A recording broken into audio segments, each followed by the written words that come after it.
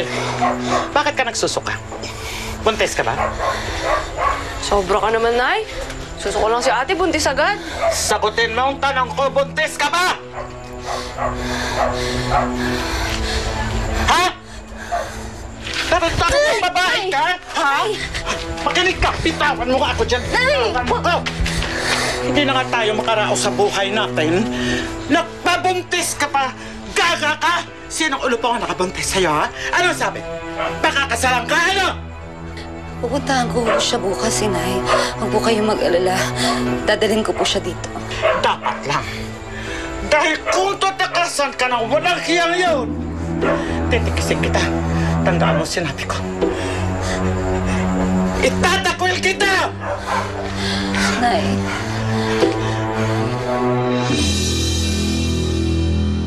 Nung una kitang nahuling mambabae, sinabi mo hindi na mauulit, pero lagi mong ginagawa. At ngayon nakabuntis ka pa? Ito ba ang kapalit ng lahat ng ginawa ko para sa'yo, Carlos? Iniwan ko ang magandang buhay. Ang mga magulang ko itinakwil ako ng dahil sa'yo. Tapos ito lang ang mapapala ko? Ang kapal mo! Ang kapal-kapal ng mukha mo! Leila, pinatulang ko lang yon. Dahil gusto kong magkaanak. 5 taon na tayo nagtitiis. Alam mo yon, di ba? Ah, ganon. Kaya okay lang na mga liwa ka? Okay lang na manakit ka? Carlos, I trusted you. Akala ko mahal mo ako. Sinabi mo yon, mahal mo ako. Mahal naman kita, Leila. Okay? Anak lang talaga ang habol ko nung kay Ellen. Ellen! Ellen! Ellen! Ellen ang pangalan ng kabit mo! Alam ba ni Ellen? Alam ba ng Ellen mo na may asawa ka? Alam ba ng Ellen mo na ginagago niyo ako? Ha? Sabihin mo sa akin, ang buong pangalan ni Ellen at gusto ko siyang makita. Sabihin mo, Carlos! Sinabi ka naman sa'yo, hindi ko mahal yun. Hindi ba kontento doon? Hindi! Dahil gusto ko siyang makita.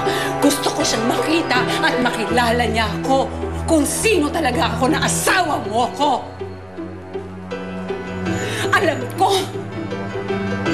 Alam ko masakit para sa atin to, pero gusto kong makita niya kung sino ang tinatapakan niya. Kaya sabihin mo sa akin ang buong pangalan ng Ellen na yan at kung saan siya nakatira.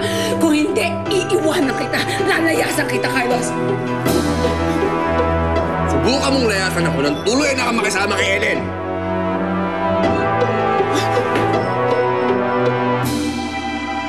Hindi ka na nga magkanda-ugaga sa nakahanap ng basura? Basura pa rin ang iwi! Anong klaseng buhay ito? Puro na lang basura! Mga basura na nga inaamoy mo rito, basura pa rin ang iwi! Walang niyang buhay ito, oh!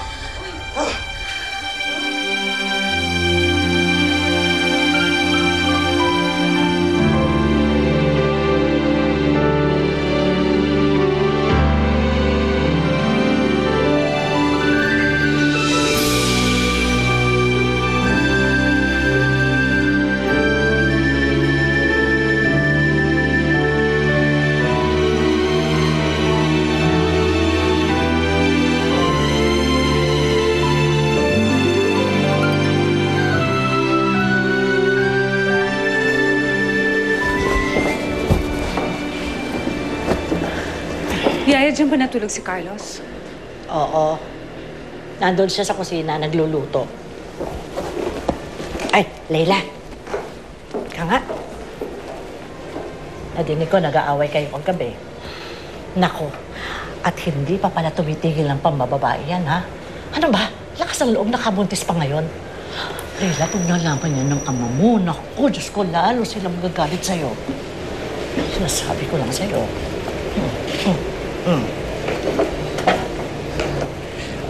Nahuli mo ako. Kumain na ba ang baby ko? Kumain ka na? Halika. Nagluto ako ng almusal. Ang sarap-sarap. O ngayon, sinusuhulan mo ko? Suhul yan eh. Ha? At nakabihis ka pa, saan ka pupunta? Pupunta ako sa agency, mag-report ako, at kukunin ko yung back pay ko. Yaya, pakikuha yung bag ko. Sasama ako sa'yo. Teka, bakit ka sasama? Hindi ba meron kang duty sa ospital? A-absent ako. Dahil sigurado ako na kung makikipagkita ka dyan sa babae mo. Leila, ito na yung bag mo. May kailangan ka pa? Kutsilyo. Kailangan mo? Ita, pana.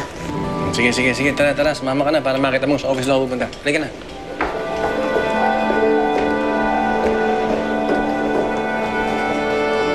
Ate, ano ba yung ahensya ni Carlos? Sabi ng mga taga-gaban ko, dito daw yun eh. Halika, tatanong tayo. Excuse me po. Carlos? Ano ginagawa mo dito? Hinahanap talaga kita eh.